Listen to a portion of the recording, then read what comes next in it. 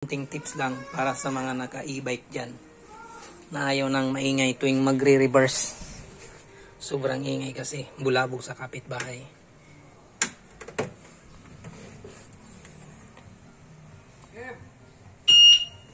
Ito ang ingay niya tuwing nagre-reverse.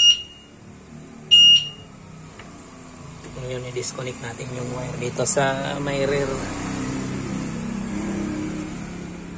wheel bandang hulihan. Nandito lang yan.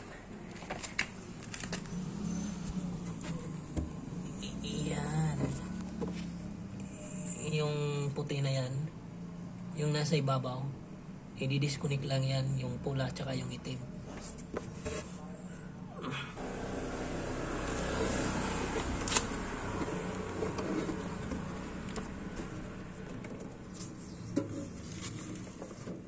Yan, na-disconnect na.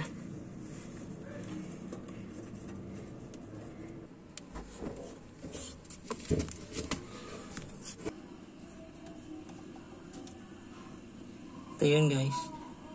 Na-disconnect ko na. Ngayon, subukan natin i-reverse kung wala na bang ingay.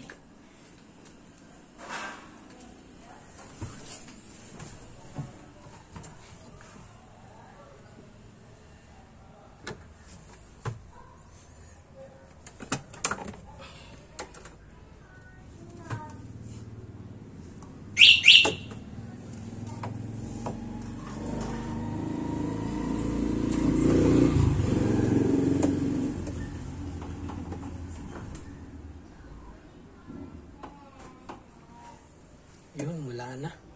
Tahimik na. Okay guys, yun lang. Konting tips.